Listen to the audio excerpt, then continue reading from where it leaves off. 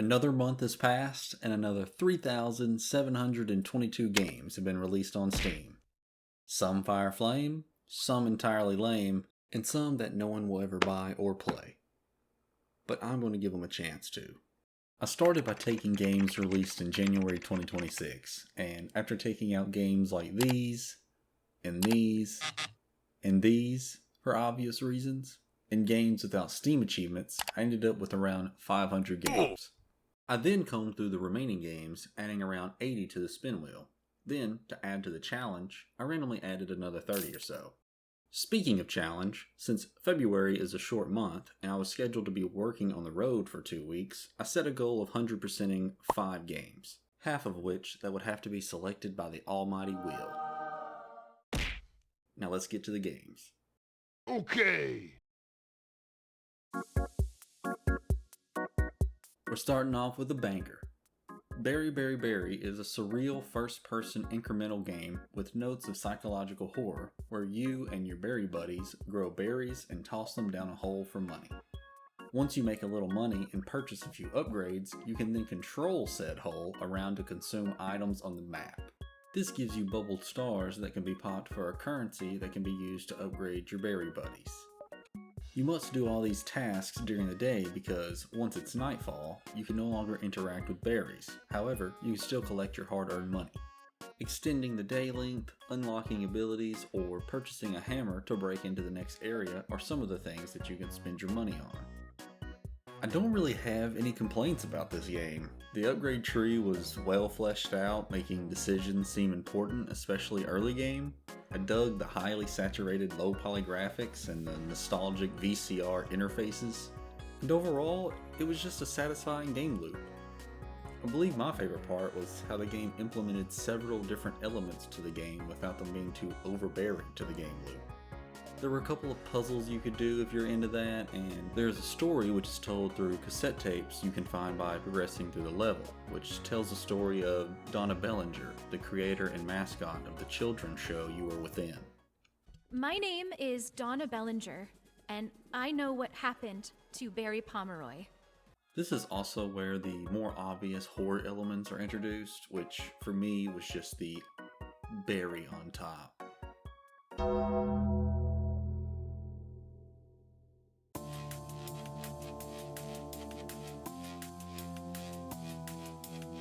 There are several endings to the game, but I won't show too much so I don't spoil.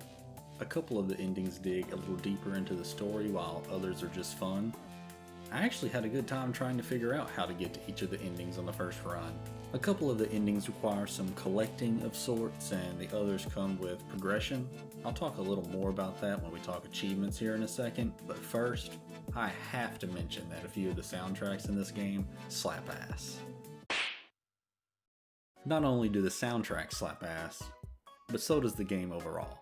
Easy top tier.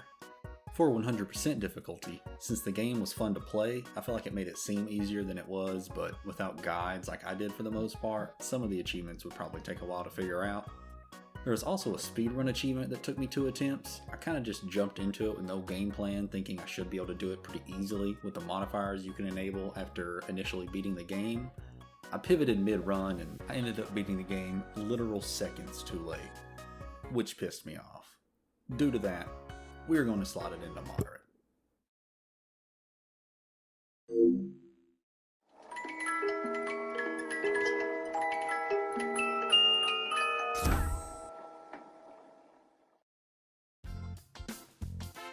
This one's going to be quick. Tasty Planet Final Bite is an eat-em-up game where you control small creatures that grow constantly as you consume anything smaller than you. The game is separated into several different worlds. In the first world, you are a ball of paper clips consuming other office-related items and bugs and gerbils, working your way up to consuming scissors and folders and eventually humans. Some levels were simply just eat stuff smaller than you until you reach the goal size. Some introduced things that damage you, some were mazes, and some were just speed levels. It was decently interesting how each world varied slightly. The 3 worlds I played, you controlled the paperclip ball that ended up eating buildings. a sea creature that ends up eating islands, and a hippo that likes syrup.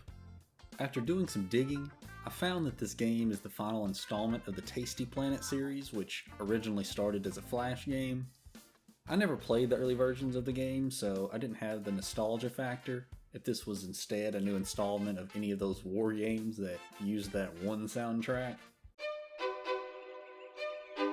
I probably would have been more down. Instead, it seemed like this game was going to take a significant amount of time to 100%, and I didn't feel like I was going to enjoy my time all that much, so I decided to move on. It wasn't a bad game though, so I will put it here. Although I didn't finish it, I could tell 100%ing it was going to be pretty challenging, mainly because of this achievement, which requires you to get 3 stars on all 150 levels on the hardest difficulty. Putting it here seems reasonable. Okay, let's go.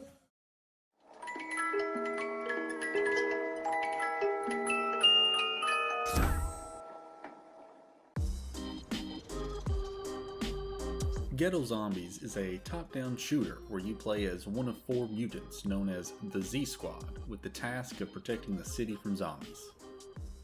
Your goal is to clear each area of zombies and tag marked walls with graffiti to reclaim territory, which attracts more zombies.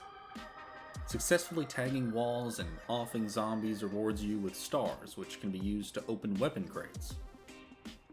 Once you clear an area, you're rewarded with a key that progresses you to the next area. You repeat this until you obtain the boss key. There were a few world bosses that each had unique mechanics, and then there was an arcade style boss where you did a reoccurring fight against Zombie Incredible Hulk. Each time you would encounter him, he would mutate and gain new abilities. This game was pretty fun. There were quite a few different types of enemies, some of which resisted certain types of weapons, so you had to build your loadout based on that. The headquarters, which is where you would heal, refill ammo, and upgrade your character. There was an area where all of the guns from your run were stored, which I thought was pretty sick nasty. You could also use the headquarter terminal as like a get out of jail free card and then just jump back in and the mobs will be gone, which was kind of cheesy. It also took me until my second run while I was cleaning up some achievements to realize that I wasn't using the aim button like a dumbass. The game felt even better once I started using it. The enemy pathing was a little wonky at times, but they are zombies, so maybe it makes sense, and then some of the weapons were a little overpowered for the boss fights. And not gonna lie, I was a little bummed when I got to the final boss and it appeared to be the same Hulk boss again, but I was proved wrong. It ended up being a decently challenging mega mutated boss. Now to the rankings. Pretty good game. Only a couple minor complaints, so we will throw it here. For difficulty, I think I had to replay a couple of the bosses once or twice, but nothing too crazy. The only achievement I will mention is this one, which requires you to finish a chapter with an A rank. I'm assuming things like headshot percentage, accuracy, and damage taken is what determines this. This wasn't too hard once I started using the aim button. Casual it is.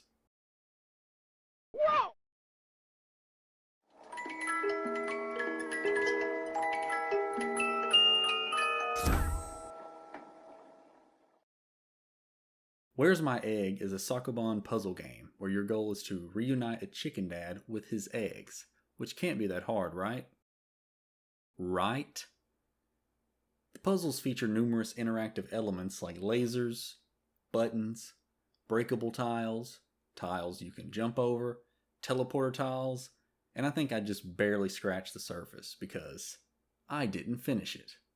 It's busy season at my job right now, so I'm working decently long days, and I didn't feel like getting off work just to strain my brain on puzzles where I lead a phallic-shaped chicken around a grid. I mean, look at the shape of this thing. Jokes aside, I did put several hours into this game, and I will say the puzzles are done well. You get eased into each mechanic well enough that you understand it, but you aren't doing it too much to the point it gets stale. The way they combine multiple mechanics into a level just worked. I will probably be coming back to this game, which I think is good enough to throw it here. For difficulty, I think it's probably a contender for actually difficult, but since I didn't make it all that far, I'm gonna put it here.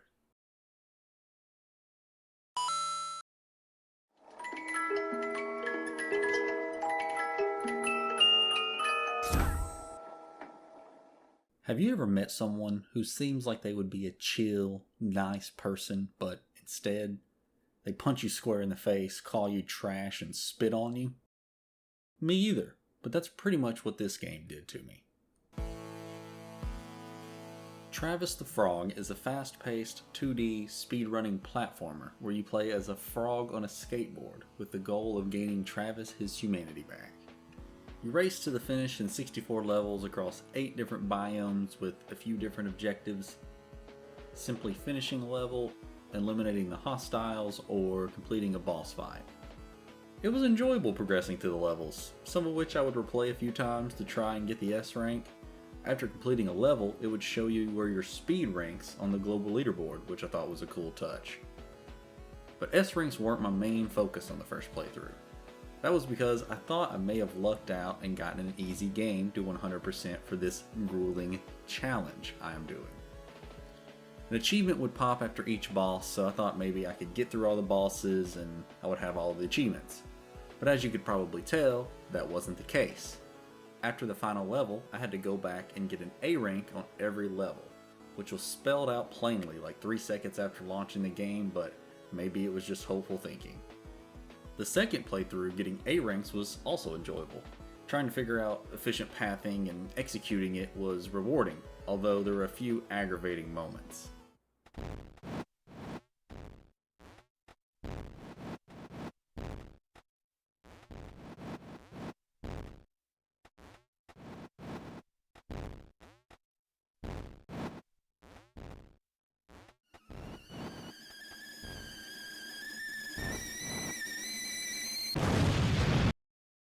The most aggravating thing, though, was after going back and getting at least A rank on every level, except a couple choice ones, I logged off for the night, and when I hopped on the next day, the progress on nearly a third of the levels was wiped, which pissed me off. 'Twas nothing but a minor setback for an elite gamer like myself, though. Despite the setback, it was still overall an enjoyable experience. I'll put it here at the bottom of the good tier. The setback did add a little playtime to the 100%, but it's still relatively a short game, so moderate it is.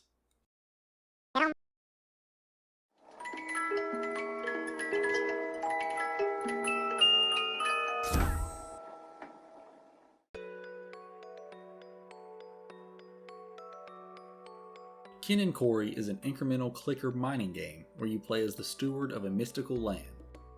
Your goal is to dig, mine, and blast through multiple layers of the earth to recover the essence of the Evertree that was stolen then buried deep by the evil geomancer that seals the mine each night. As you dig deeper, you find artifacts and collect different resources that can be used to level up not 1, not 2, but 3 different skill trees. You can also purchase buildings, which allows you to increase the population of the crew, which can be made up of a few different worker types. This game was kind of just what I needed when I spun it. I had just gotten back from a week-long work trip, and having a game that was pretty chill overall was nice. Your crew was all AI, but you could manually control an individual unit more effectively, but I mostly just used the clicker. For the first few hours of gameplay, the game felt nice. Upgrade decisions seemed meaningful, progression felt balanced, and the music gave chill vibes. A couple of the tracks reminded me of another game I've played. Then, after the first few hours, things went a bit downhill. Unrelated, but this is how my footage looked. I guess I borked my recording software or something. However, there's not too much to see because the rest of the game looked like this for me.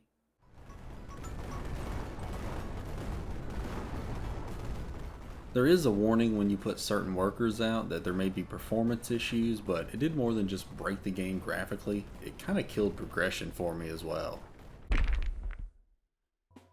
Okay, so ranking this one was a bit tough. Early game was good, late game was mid. For $10 the game was also pretty short. It should probably be the first addition to the bad tier, but because of what appeared to be a subtle Crash Bandicoot influence in the music and the visuals, I'm putting it here at the bottom of okay. The 100% was cake, slept through a tier. Before we get into the last game, I just wanted to slide in here and appreciate you for making it this far into the video. If you enjoyed yourself at all, or just like clicking buttons, hit the like and subscribe buttons. Now into the last game. Game 7! Quarantine Zone is a post-apocalyptic simulation game where you play as a checkpoint commander during a zombie outbreak.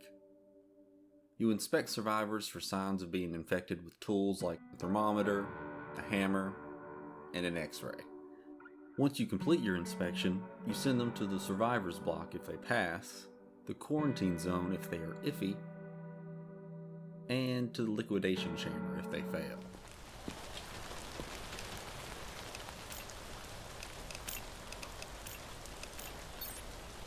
When will this end?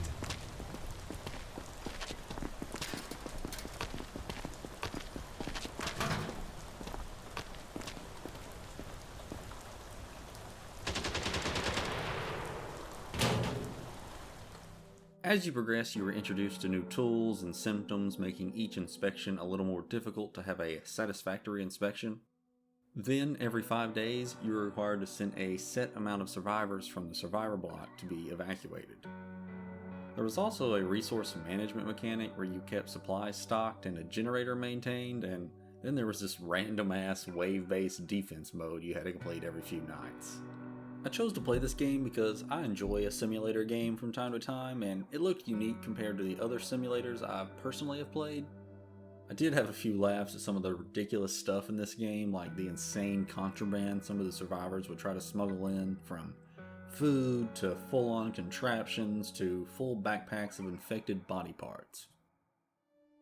I also had a panic moment when a random zombie appeared in the middle of my base and I had nothing to defend myself with.